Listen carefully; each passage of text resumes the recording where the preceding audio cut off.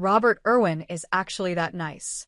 His story began with loss, but the lessons of his Crocodile Hunter father have Irwin spreading a message of love on Dancing with the Stars and beyond.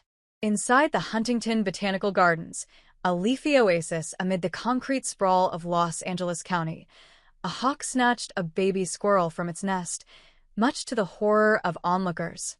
On a commercial flight, a wayward bee buzzed through the cabin, causing mayhem among the passengers. In both instances, Robert Irwin happened to be nearby. Wherever I go, whenever there's anything animal-related, it's like when Clark Kent takes his little glasses off, he said. It's like, okay, I can step in and handle it. Not all heroes wear capes. Sometimes they wear khaki. Mr. Irwin caught the bee, but the squirrel could not be saved. I felt really bad. But, I mean, that's nature, isn't it? He said. Best day ever for the hawk, worst day ever for the squirrel. The son of Steve Irwin, the beloved crocodile hunter, conservationist who died in 2006, Mr. Irwin has continued his father's work, promoting wildlife at home in Australia and around the world, while also doing things his own way. As a contestant on Dancing with the Stars this fall, Mr. Irwin, who turns 22 next month, became a fan favorite from his very first jungle-themed jive. It was not a surprise. His older sister, Bindi Irwin, won the ABC reality show's Mirrorball Trophy in 2015, and it was clear that, like his sister, the endlessly upbeat Mr. Irwin had also inherited his father's ability to connect with people, the judges, fans, children, celebrities. Even Prince William called into the show to offer Mr. Irwin his support. Robert is like living sunshine, Ms. Irwin, 27, said. Wherever he goes, he makes people feel better. Or, as his mother, Terry Irwin, put it, he's kind of what Tom Cruise aspires to be. I just want to get this right. When I first met Mr. Irwin inside his Dancing with the Stars trailer in Los Angeles in mid-November, his khaki workout pants were peppered with jagged rips, not from a wayward animal encounter, but from aggressive knee sliding across the dance floor. I'm held together with tape and a prayer at this point, he said. I feel like I am at my limit, and I wouldn't want it any other way. Though athletic, Mr. Irwin had zero dance experience before joining season 34 of the hit series. He approached the competition with a dogged determination that has carried him to the finale, which will air on Tuesday. Since September, the finalists, a group that also includes the Olympic gymnast Jordan Chiles, the actress Elaine Hendricks, and the content creators Alex Ohl and Dylan Efron, have spent 24 to 36 hours a week in rehearsals with their professional dance partners. Mr. Irwin is paired with Whitney Carson, a professional dancer who in 2014 won the competition with Alfonso Ribeiro, who now one of the show's hosts. On a recent Monday evening, I watched Mr. Irwin practice as Fox trot inside the Dancing with the Stars ballroom, technically a cavernous soundstage near Hollywood. His mother and sister sat a few rows back. The family, along with his sister's husband and 4-year-old daughter, decamped to Los Angeles for the show's entire season to support Mr. Irwin, at his request. As cameras prepared for the blocking session and producers conferred, Mr. Irwin twirled across the polished floor, his arms wrapped around an imaginary partner, his patent loafers following a silent beat. I just want to get this right, he told Ms. Carson as she slipped into position and they retraced the movements yet again. At the next night's live show, while the other contestants chatted and stretched, Mr. Irwin was back at it, furiously dancing parts of his routine until a crew member shooed him into place. He puts so much pressure on himself, Ms. Carson told me inside her trailer. He's a perfectionist. He just puts his heart and soul into everything and makes you want to be better. Throughout the season, the two have leaned into Mr. Irwin's budding status as a heartthrob, outfitting him in torso-bearing ensembles and integrating the occasional body roll and hip thrust into his choreography. Yet, there's a softer side to his appeal. Positive masculinity. Mr. Irwin isn't afraid of raw emotion, and he has broken down multiple times during the season. One night, he cried during a dance dedicated to his mother, who raised him and his sister alone after his father was fatally stung by a stingray. Another time he fell to the floor, overcome with emotion, when videos of him and his father were shown. Fans, and there are many, have praised Mr. Irwin as a beacon of positive masculinity for his vulnerability. He makes no attempt to appear cool or aloof. He often throws his head back in full-throated laughter, and he gleefully celebrates everyone around him. He has also expressed his support of the LGBTQ community and women's health issues. He said he was inspired by his sister's endometriosis diagnosis.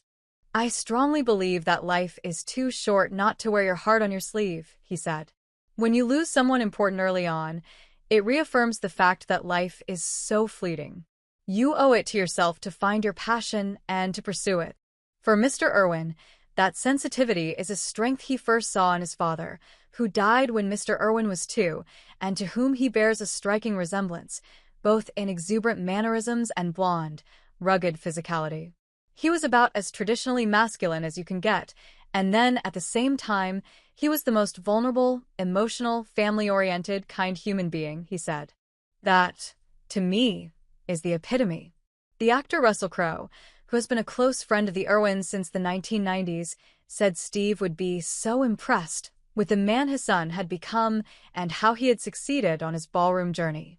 Although Steve could read the rhythms of the seasons and every living creature, he was absolutely not gifted with a sense of musical rhythm, Mr. Crowe said in an email. In his hands, a tambourine became a deadly weapon. He added, "I think he would watch Robert dancing and how he uses his body, the strength and poise, and he would be in awe of his son." Still learning from his father. Australia does not have its own royal family, but the Irwins could be considered the closest thing. In lieu of a palace, Mr. Irwin was raised in a zoo. In 1970, the elder Mr. Irwin's parents founded a small reptile park that evolved into Australia's zoo in Beerwah, Queensland. After he began managing the park and married his wife, who was American, in the early 1990s, they settled in a home on the site as they expanded the zoo and collaborated on the Crocodile Hunter.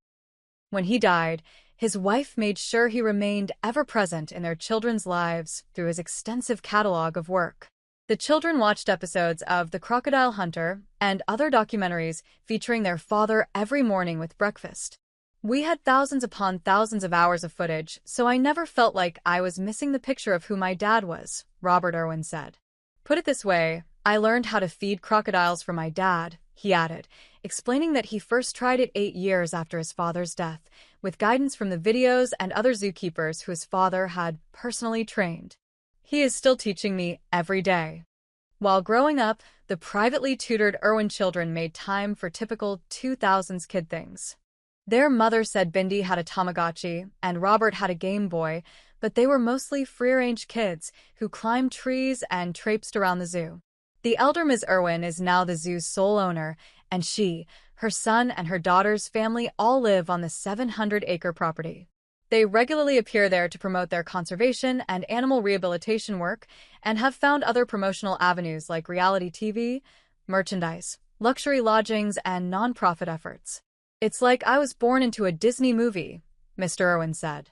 "I wake up every morning to the sound of the lemurs and tigers calling. I'm surrounded by animals, and I'm surrounded by all of this love for my family and this drive to want to make the world a better place."